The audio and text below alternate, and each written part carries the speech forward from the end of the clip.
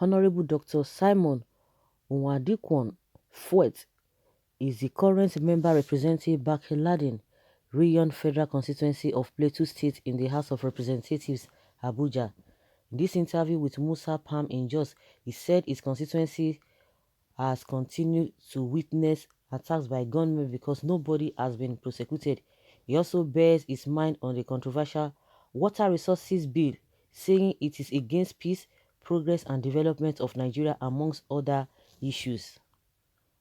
Well, it was asked that your constituency has suffered several attacks by unknown gunmen. Last week, a traditional ruler was killed in Foron, Bakin Ladi local government area, and this week another traditional ruler and 5 others' lives were taken in Wereng Region local government. What do you think should be done for lasting peace in Plateau villages? He said the mother of the monarch, who is the acting one reign of Foreign late Dabulus Chuang, just last week was unprovoked as far as I am concerned because he did not deserve to be killed, but I am aware that there are some Fulanis who came and settled in his domain, and the monarch wrote a petition to the security agencies asking them to investigate the strangers within our community to identify themselves so as to avoid crisis within the area, and he was invited by the security agency Operation Safe Haven. They had a discussion and it was the same day after he left home that he was murdered in the night by Fulani Herdsmen. So one cannot explain it. It is difficult to say exactly the reason behind the killing of the monarch. Recently, I was opportuned to attend a meeting at the STF headquarters as a result of an attempt to attack one of the villages within the constituency and others in Jos East. On that day, the late monarch said most of suspected Fulani herdsmen who come to attack his community and find way from just east to Bakinladi to carry their nefarious acts. And on that day, we all agree that there's a need for just east.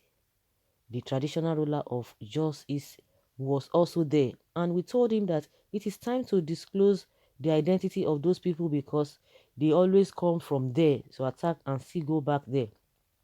It is expected that Just East should identify such people so that the killings would stop.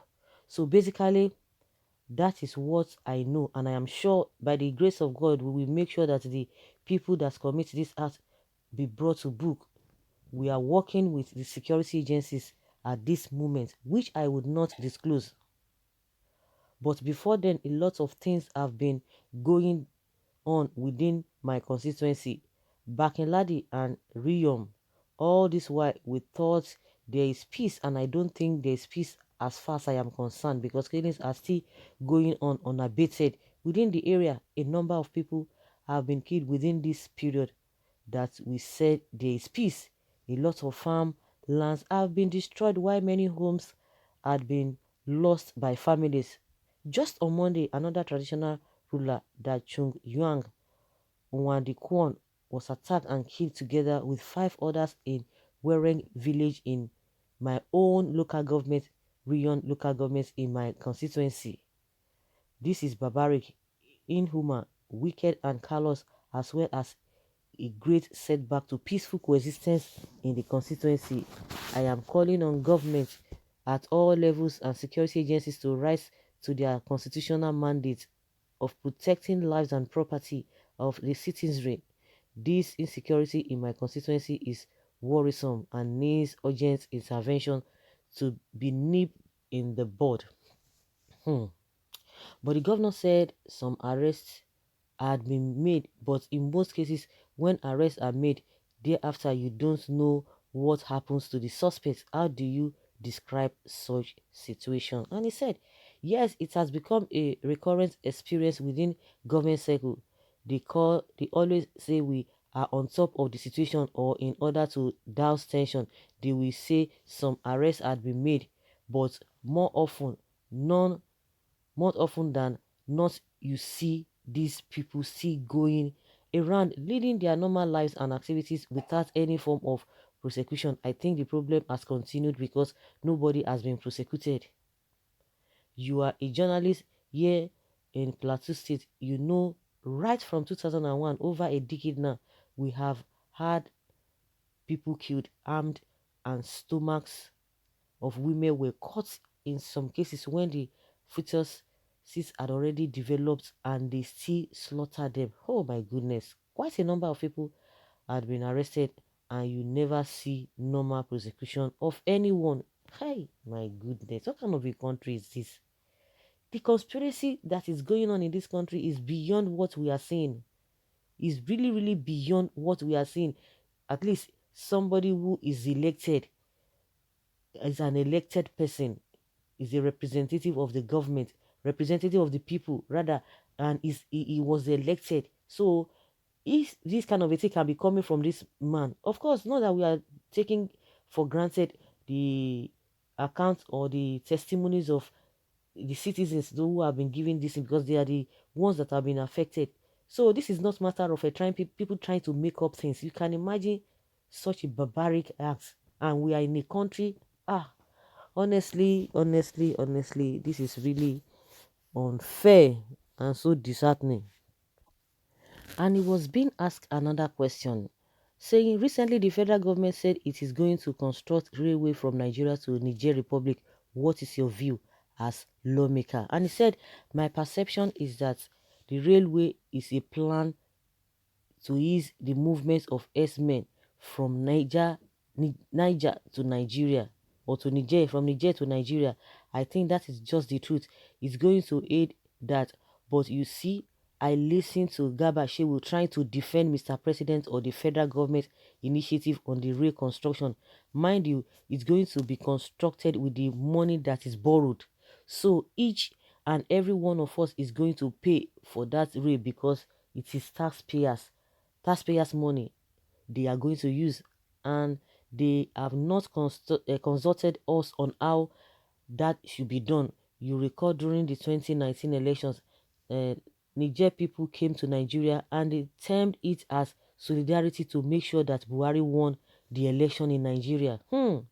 And which is a terrible thing. I asked the question then why INEC was addressing us in Hill Station hotels in Jos. I said that our sovereignty is being tampered with if we have a country, you know, coming to in thousands in solidarity with person we are going to elect as our own president. Are we now saying that the Niger people are going to elect a president for Nigeria, or it is going to be a president elected by Nigerians? So the red thing is just to kind of continue bringing foreigners into Nigeria to come to continue the aspects of what they want to do. Some people have argued that it has to do with trade and it's going to boost our economy and so on and so forth. If you look at the volume of trade between Nigeria and Benin Republic, even Togo and Cotonou, is more than 100 times volume of trade between Nigeria and Niger. So one cannot explain it. He has to just build a tray in a desert for wool, and Nigeria has not been linked, because there are a lot of cities that have not been linked in Nigeria by rail. I think the one we can boast with is the one we have from Abuja to Kaduna, that was even built by the past administration, and they are trying to build Lagos to Ibadan now. So what is the economic importance or even the social cultural importance of that rail from Nigeria to Niger? And somebody will come on air and tell us that it is at the border town, Madi. Madi is at center of Niger, for Christ's sake. Gabashew was trying to say the railway is between the border town of Nigeria and Niger. Was it that Niger built a road to some level and then there was a meeting point? That is not the case. It is completely a Nigerian thing, and I see it as a waste. That is just the truth. Can you imagine? Can you imagine? This is a lawmaker speaking like this. Lawmaker speaking in this manner, saying this whole thing, the same thing people have been talking about.